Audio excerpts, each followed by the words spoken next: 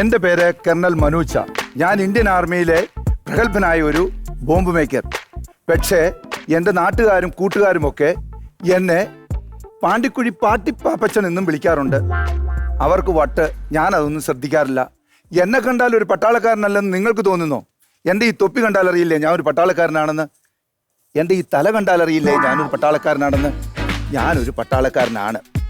രണ്ടാം ലോക മഹായുദ്ധ കാലത്ത്, അതായത് 1971 81 81 എനിക്ക് കുട്ടനാട്ടിൽ പാല് കച്ചവടം, അല്ല ലോകമഹായുദ്ധം.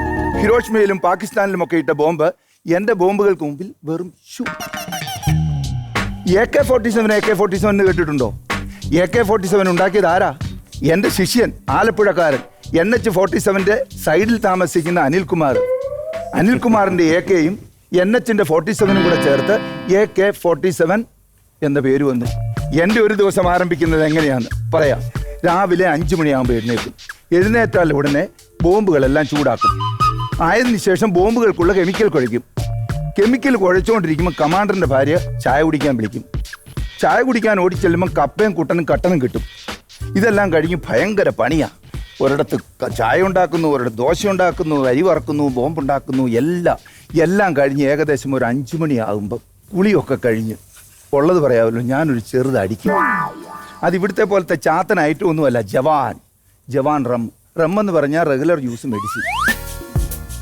ഇതുമൊക്കെ കഴിഞ്ഞ് ഒരു ചരിത്രം കൂടെ പറയാനുണ്ട്. ഒരു ഫോൺ വരുന്നല്ലോ. ഹലോ ഹലോ ഹലോ പാപ്പച്ചനാണോ? ഹലോ, കേക്കാൻ മേല പട്ടിപ്പാപ്പച്ചനാണോ? ഇപ്പൊ കേക്കാം. എടാ, നീ മറ്റേ നിർമ്മല ഹോട്ടലിലെ ബോണ്ട ഉണ്ടാക്കുന്ന പാപ്പച്ചനല്ലേടാ? എടാ, ആ കടയിലെ മാനേജർ എക്സ്-മിലിറ്ററിക്കാരന്റെ യൂണിഫോം എടുത്തിട്ടുണ്ട് നീ കേരളാന്ന് പറഞ്ഞ് ഞെളിഞ്ഞാ കൊല്ലടാ. നിന്നെ പോലീസിനെ കൂടെ പിടിപ്പിക്കും കേട്ടോ, പാട്ടിപ്പാപ്പച്ച. ഇതൊക്കെ ഞങ്ങൾ പട്ടാളക്കാർക്കുള്ള ഒരു കോഡ് വേർഡ്. ഈ പാൻറ്റും തൊപ്പിയൊക്കെ ഞാൻ അവിടുന്ന് എടുത്തെന്നുള്ള കാര്യം സത്യം.